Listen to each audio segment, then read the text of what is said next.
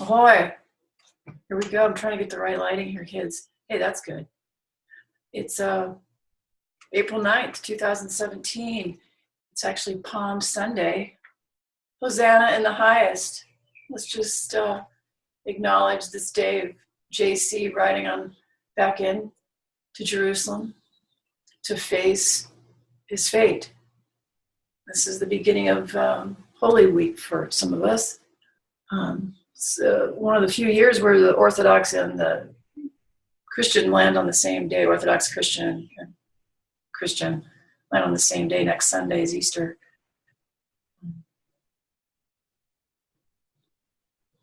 So let's just sort of sit with that for a moment. And if that doesn't appeal to you, or there's not an understanding of what Holy Week is, that's fine. Just give yourself a moment.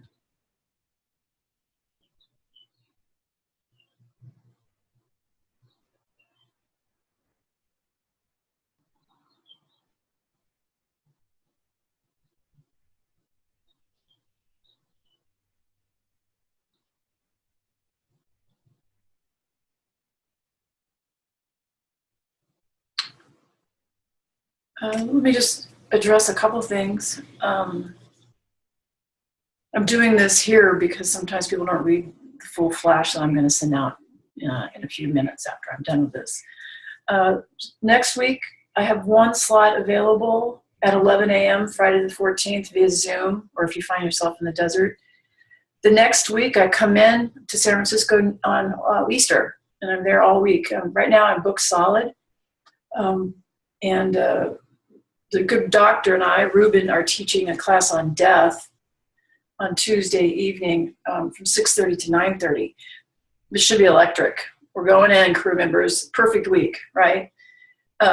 Really getting in there and reckoning with this very important topic. If you're interested in that class, it's $75, and you can call Katie, his head steward, at 415-931-9355 at North Point Chiropractic. And if you want to get on the bat phone list for any cancellations or changes, you can email me at getdown at reverendzoeinman.com. And then we'll continue on. And then I roll back. I still have a lot of sessions via Zoom, or if you find yourself in the desert, the end of April. And then I come back to San Francisco. Let's see here. I come back in May 9th, the week in May 9th. So there's a few slots left, about 5. So if you're interested in seeing me in May, stalk me as soon as you can. Revzo at reverendzoeinman.com.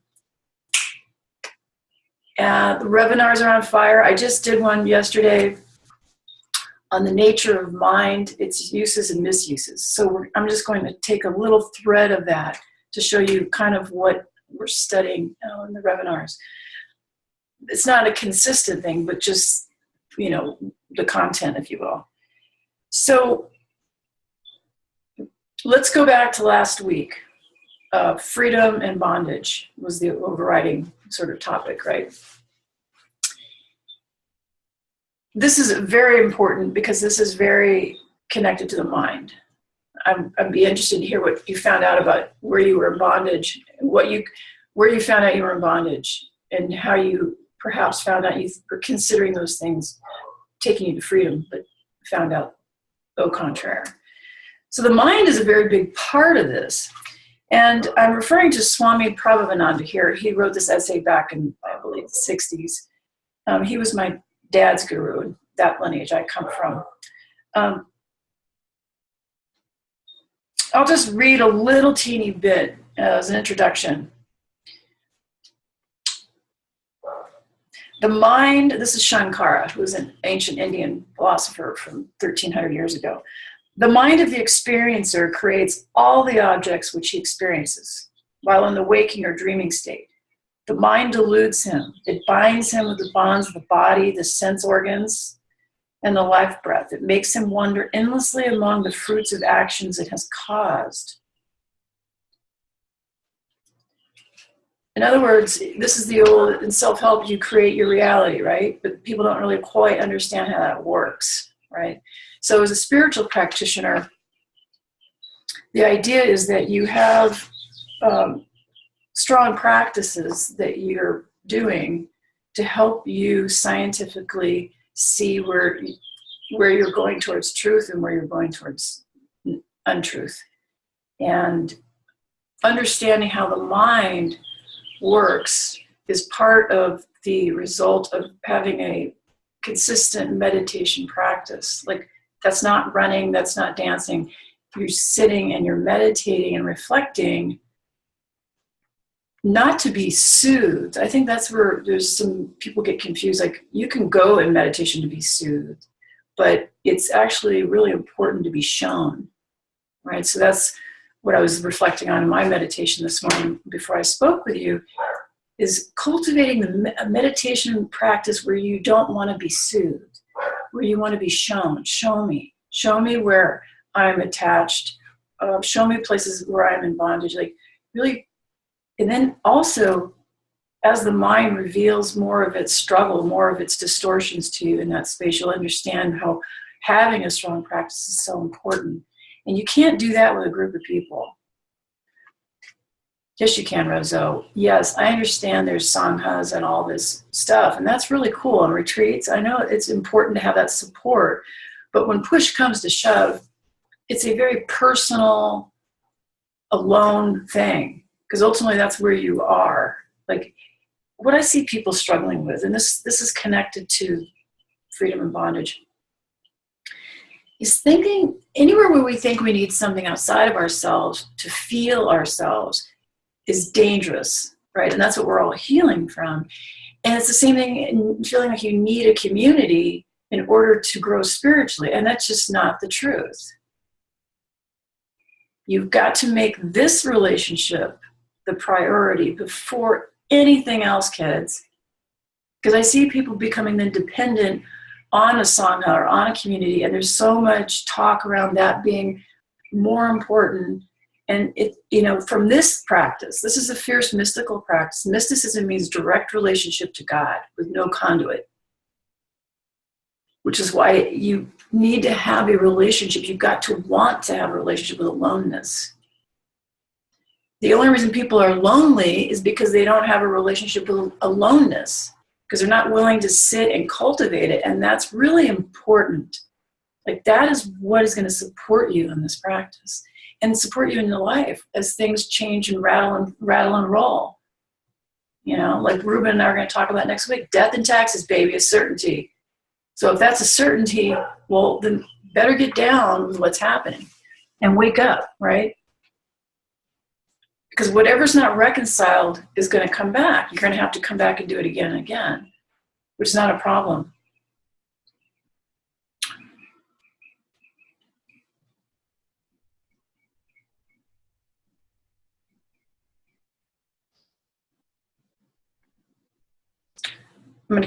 Swami P continues here. I'm just going to skip around a little bit, give you a little flavor.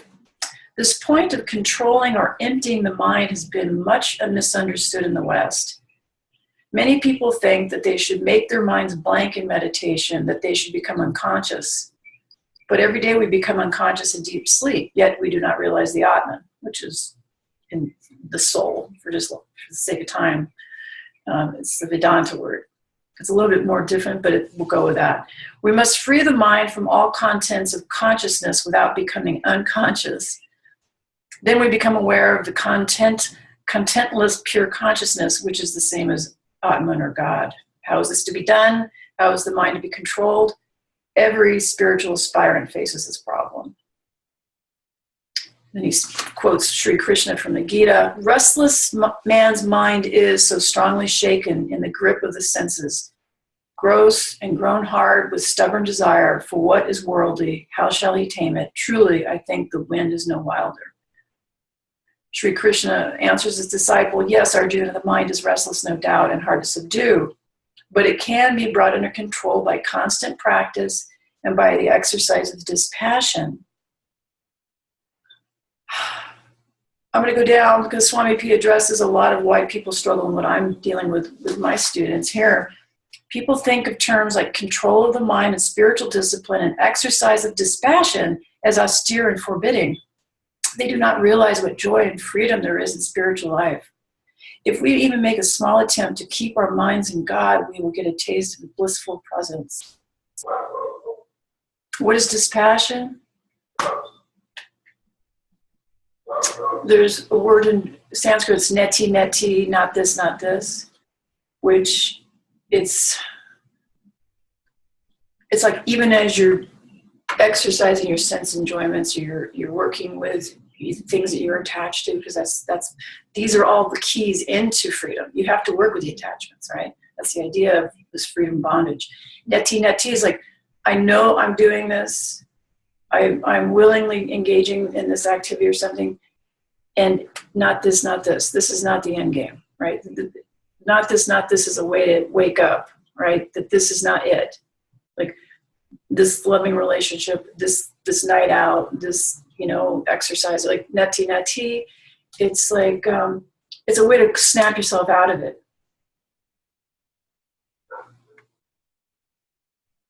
Because here's the thing, our sense objects, the things, these senses, right, including headquarters down here, are there to lead us back home.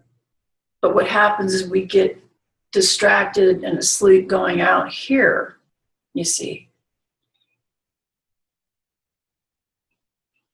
It's a strange subject we've drudged up, I'm afraid. Thank you, Miss AM. She wrote me and she said she was lovely. She let me see if I can dredge this up.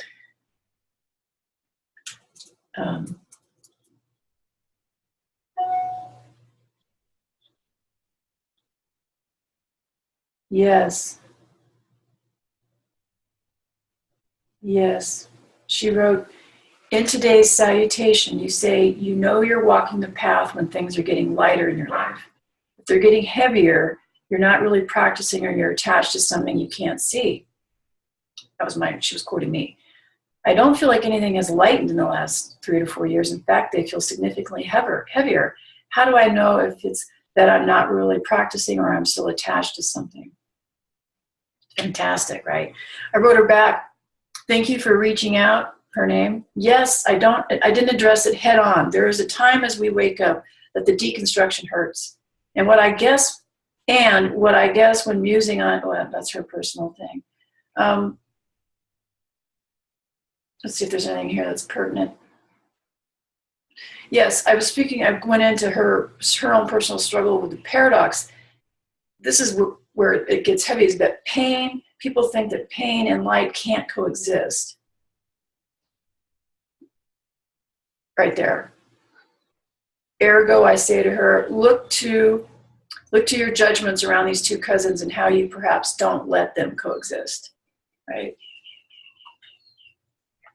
So I'll pick up on that from last week here in our continuing saga of this nuttiness called spiritual practice.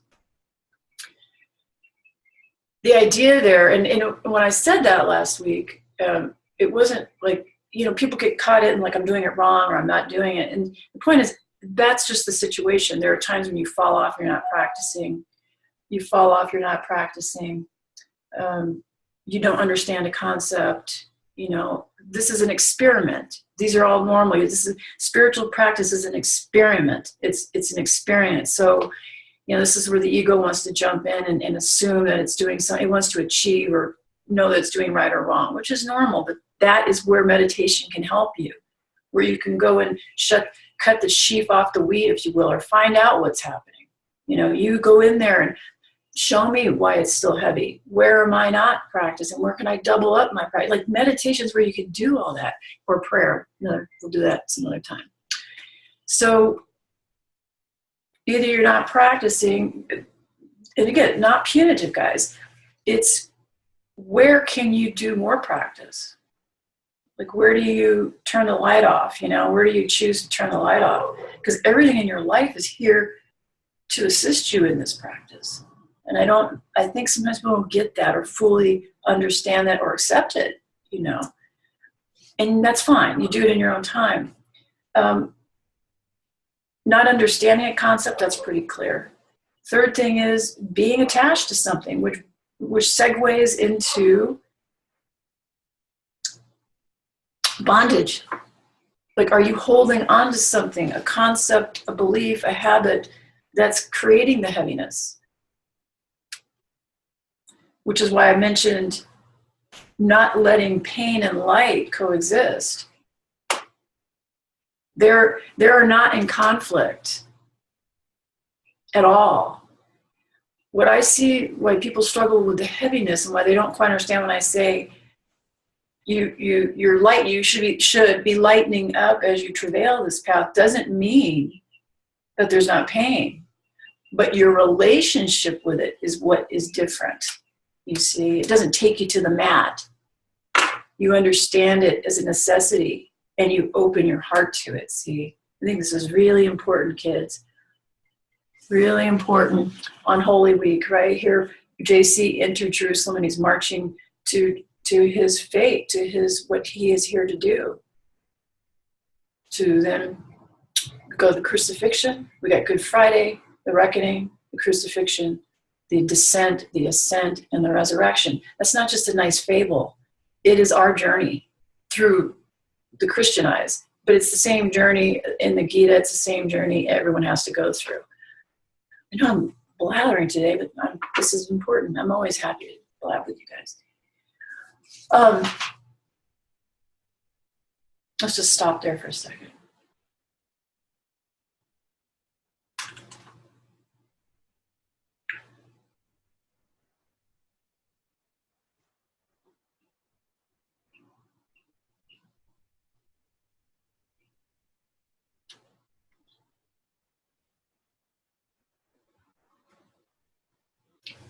I just saw an email come across from somebody who also sent me something from last week. That's why I was going to address it.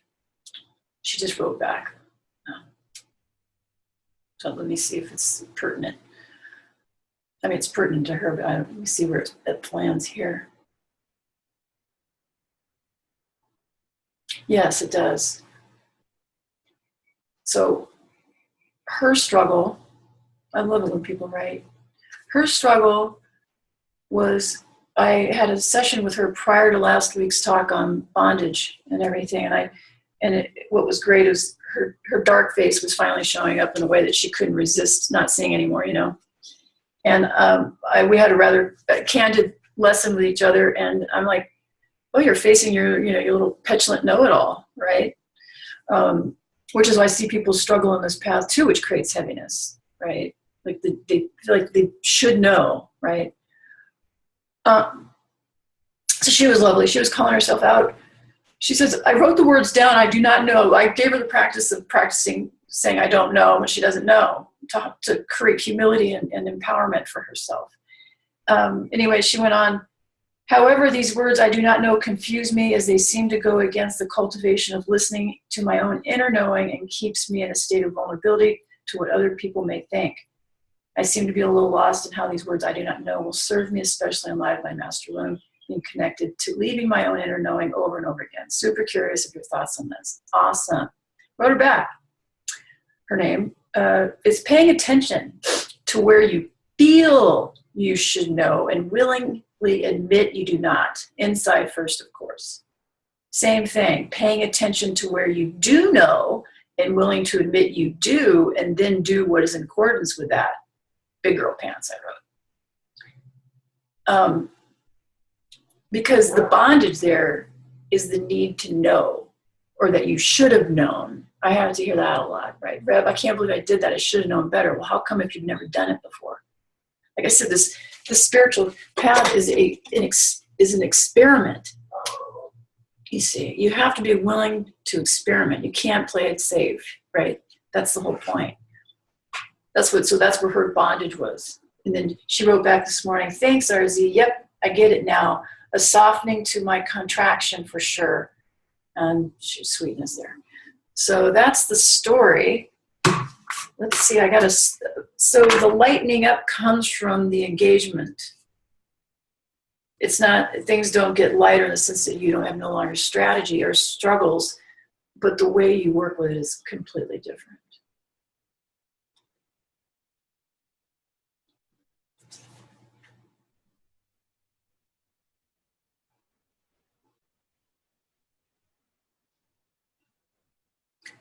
Excuse me, take my glasses off so you can see my eyes.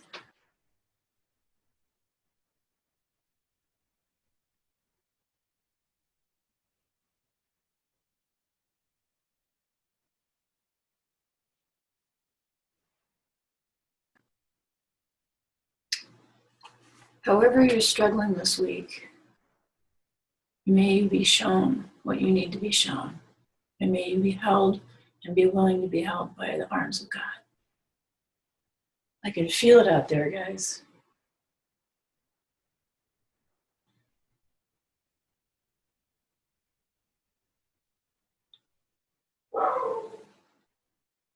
You're not alone in your aloneness if you allow it to be there.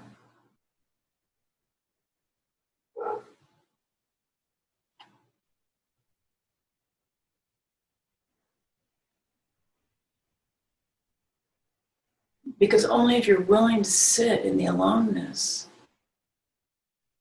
will you be filled. And then you can come and be in communion with others in a completely different way. It's not dependent. But the journey is alone. From here, from where I'm sitting. That's why what a lot of people call mysticism is not. It's secular humanism, which is lovely. Being in groups and communities and all that stuff, but it's not what I'm talking about, man. It's not all the same. It's not all the same.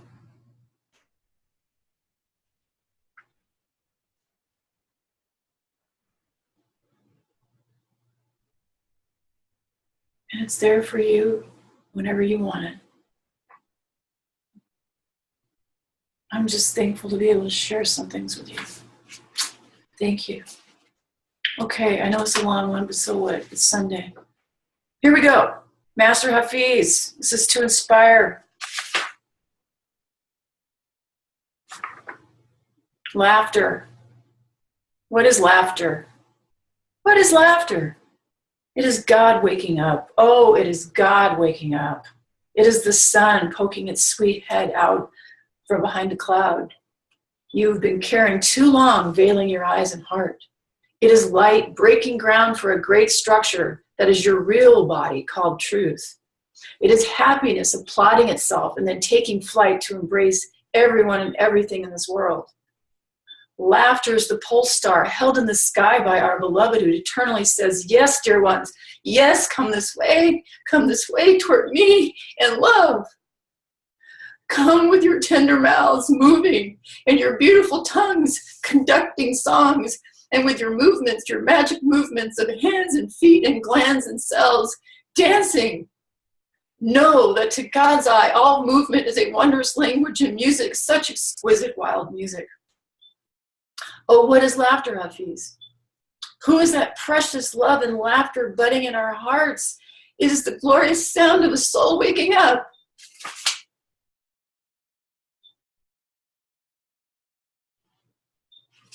Last thing, come on, we're on a roll over here today. Strange miracle. Oh, wondrous creature. Oh, wondrous creatures. By what strange miracle do you so often not smile? Hosanna on the highest. Another day in paradise. I'll talk to you on Easter.